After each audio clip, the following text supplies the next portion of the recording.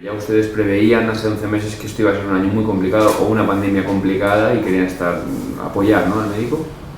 Nosotros desde el Colegio de Médicos, siguiendo las recomendaciones de la Sociedad Española de Psiquiatría, que ya hizo un manifiesto a principios de marzo, pues ya iniciamos la puesta en marcha de este programa para dar ese soporte a los profesionales que se iban a hacer cargo de liderar el proceso de tratamiento, de detección y en el fondo pues velar por una buena evolución en los casos de los pacientes que se infectaran de COVID.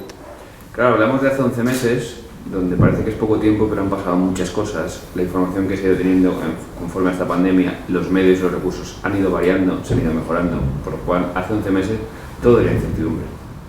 Sí, sin duda. Hace 11 meses era incertidumbre, mucha ansiedad, muchos nervios, mucha inquietud, sobre todo muchísimo desconocimiento por parte de la población y sobre todo por parte del colectivo médico, del colectivo científico, porque se sabía más bien poco sobre el agente o el patógeno al que nos estábamos enfrentando y sobre todo pues lo más frustrante es que las herramientas para hacer frente y para vencer a este patógeno pues eran muy limitadas, ¿no?, sino que se basaban sobre todo en herramientas de sostén, ¿no? Eso para los profesionales de la salud, especialmente para el colectivo médico, es tremendamente frustrante. Usted es el responsable del programa, vamos a analizar un poquito las cifras que son muy concluyentes. Por ejemplo, de los 53 médicos que han solicitado este acompañamiento, prácticamente la mitad son de centros de salud. Sí, efectivamente, en el programa pues hemos atendido a 53 profesionales, 53 compañeros médicos y la mitad son de atención primaria y la otra mitad son del área hospitalaria. Sobre todo del área hospitalaria serían más los servicios donde han estado en primera línea, médicos de urgencias, médicos de servicios de unidades de curas intensivas y en este caso también pues anestesistas. La atención primaria sobre todo pues son médicos que han estado trabajando en primera línea, ya sea en línea de atención respiratoria, que son los que estaban más expuestos a ser infectados. Y el 71% de esos profesionales atendidos son mujeres, además con una edad que no tienen todavía esa madurez, ¿no?, están en sus inicios, tienen 38 años de media, con lo cual también son cifras importantes. Sí, el hecho de que el 70% sean mujeres responde pues al proceso que se ha estado observando pues durante todos estos años en lo que es la profesión médica, ¿no?, la feminización de la profesión, con lo cual lo esperable era que el tanto por ciento de los médicos atendidos pues fuera alto a nivel de que fueran mujeres. Además, a nivel de salud mental, pues hay una diferencia entre lo que es la prevalencia de ciertas patologías o de ciertos tipos de sufrimiento que son más prevalentes en el género femenino, ¿no?, con lo cual pues esos datos eran los que se esperaban. Ya he dicho antes que era un acompañamiento de salud mental principalmente. ¿Qué tipo de sintomatología han detectado por encima de todo? ¿Ansiedad, estrés, angustia? Sí, sin duda. Las principales sintomatologías tienen que ver con la ansiedad, con un estado de ánimo pues bajo, con preocupación, con insomnio. Sí que es verdad que ha habido una diferencia entre lo que es la primera fase de la pandemia, donde los síntomas más predominantes eran más de tipo ansioso, inquietud, insomnio, y en cambio en esta segunda fase más de la pandemia pues los síntomas han sido más en forma de agotamiento, tristeza, cansancio, dificultad a la hora de concentrarse. ¿Es importante la detección precoz, doctor? Sin duda, es el gran caballo de batalla tanto para el programa actual del colegio como en la salud mental en general, ¿no? Yo como psiquiatra, pues uno de los retos que tenemos en nuestro día a día en la práctica es la detección precoz, ¿no? Pues porque eso afecta directamente a lo que sería el pronóstico, ¿no? Una detección precoz, rápida, de lo que es este malestar, acudir de una forma inmediata a un profesional de la salud mental o a acudir a alguien que le pueda ayudar, pues mejora muchísimo el pronóstico. Y en el caso del programa del COMIP, pues sigue los mismos patrones. Hablamos de una asistencia inmediata y continuada. Además, ustedes han apostado por la presencialidad, no por tratamientos telemáticos, sino por estar cara a cara, ¿no? Sí, sin duda. Desde el colegio pues se planteó que el programa se iba a adaptar a lo que el médico necesitara, ¿no? En este caso, pues en las fases más de confinamiento, pues en este caso pues nos adaptábamos tanto al lugar como al formato que solicitaba el médico, desplazándonos y adaptándonos a las preferencias, ¿no? En este caso, pues las personas prefieren esa presencialidad, esa individualidad, respetando esa confidencialidad, ¿no? Y estos son uno de los pilares del proyecto, ¿no? Desde el momento en el que el médico solicitaba esa ayuda, en las primeras 24 horas pues nos poníamos en contacto con él y ya pues concertábamos una primera visita y hacíamos un primer contacto con el médico. Para ser conscientes de la gravedad de este programa o de la necesidad, ha habido bajas laborales también. Sin duda, y han sido pues muy significativas, ¿no? Una parte pues importante de los profesionales atendidos en el programa pues han precisado de un periodo de baja, ¿no? Hay que tener en cuenta que asumimos que los médicos atendidos en el programa o los médicos que solicitan esa atención pues son médicos que están en una situación pues no digo límite, pero sí una situación pues complicada, ¿no? Que probablemente ellos por sus propios medios han intentado pues superar o han intentado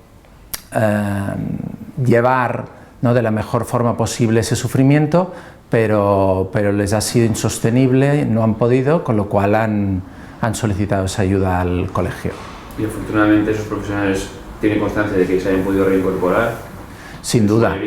Sí, sin duda. De los 53 profesionales, actualmente solo hay 7 profesionales en el programa y de baja solo a día de hoy hay 2 profesionales que están de baja. El resto pues han podido normalizar y han podido restituir su actividad laboral y su actividad a nivel familiar y personal de una forma totalmente habitual. Evidentemente el colegio luchará para que estas 2 personas recuperen esa normalidad y se incorporen a su vocación, ¿no? Sí.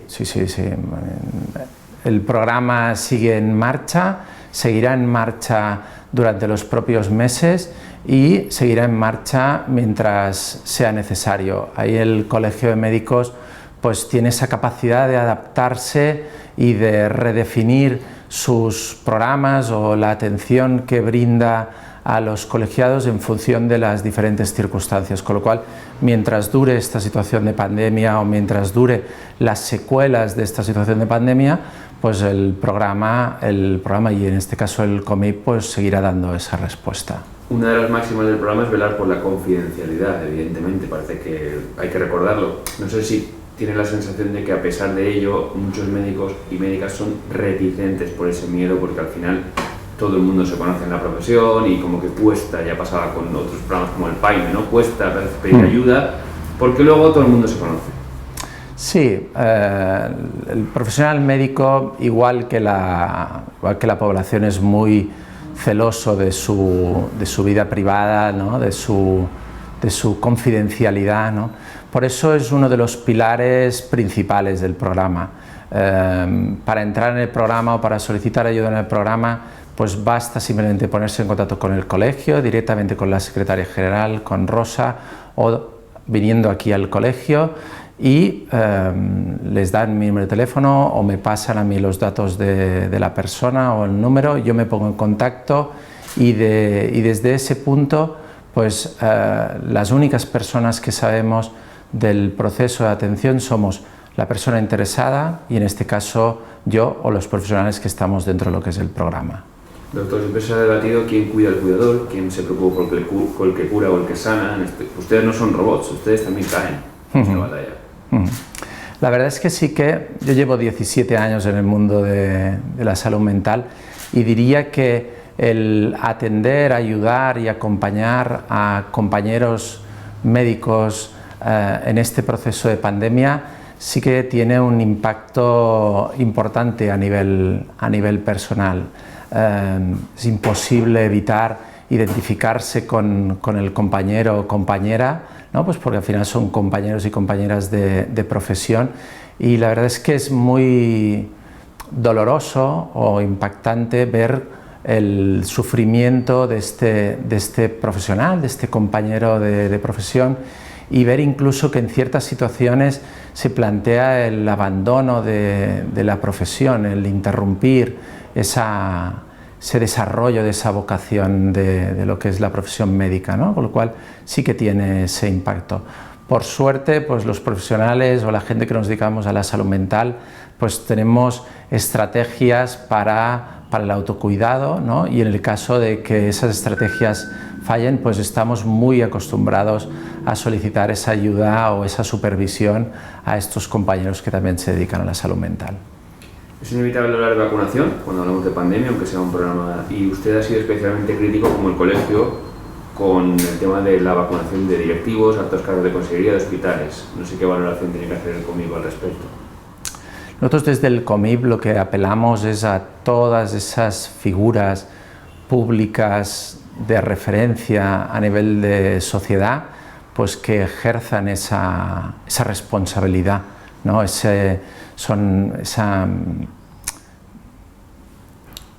que representan ellos, ¿no? Son figuras públicas, son figuras en las que la gente se las mira, ¿no? Con lo cual su actitud solo puede ser una, que es de ejemplaridad, tiene que ser una actitud incuestionable, tiene que ser una actitud intachable, ¿no? Y ahí nosotros desde el COMIP creemos que tienen que hacer ese sobreesfuerzo, tienen que cuidar que esa actitud nadie se la pueda reprobar. Doctor, ayer las portadas de los diarios y muchos medios reflejaban el acto de Miguel Munar, el doctor que está haciendo esta plataforma para pedir más vacunación, y en la foto donde había pues, diferentes sectores no estaba el COMIP, que no se ha adherido. No sé qué opinión le merece al COMIP el hecho de esta plataforma que impuso el doctor Munar.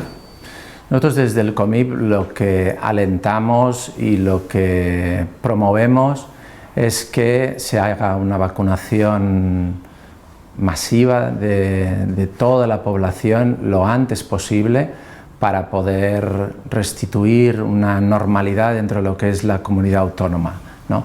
Entendemos que hay las autoridades sanitarias que velan por los intereses, en este caso de la comunidad autónoma, de la población, y que asumimos que harán todo lo posible y todo lo que esté en sus manos, y creemos que tienen mecanismos o deben de tenerlos de una forma sobrada para conseguir esa vacunación que sea lo más rápida y lo más inmediata posible.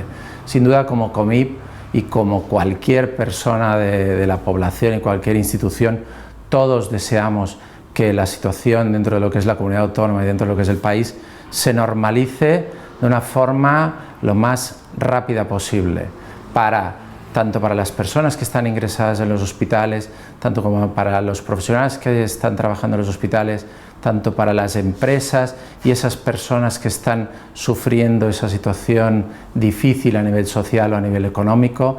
No podemos más que desear que esa situación se normalice lo antes posible.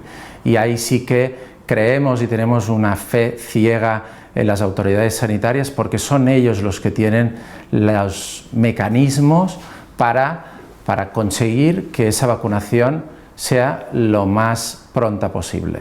No sé si le parece un poquito utópico, ¿no? Salir de la Unión Europea e intentar que Rusia nos aporte, no sé, es un poco utópico.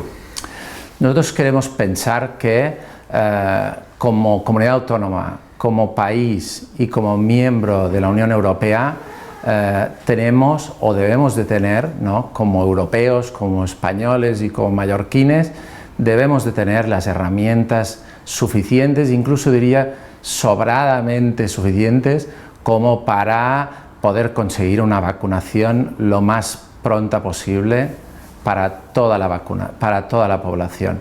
No hay que olvidarse que la vacunación de los sanitarios y de las personas pues, de más edad, las personas que están en las residencias, es el primer paso, no es el único paso. La vacunación pues, en masa que debe haber es de la población general, que son pues, tanto las personas de 30, 40, 50, 60 años, ¿no? Con lo cual nosotros tenemos fe en las autoridades sanitarias y creemos pues, en su capacidad para conseguir que esa vacunación sea lo más rápida y lo más eficiente y sobre todo también lo más clara posible.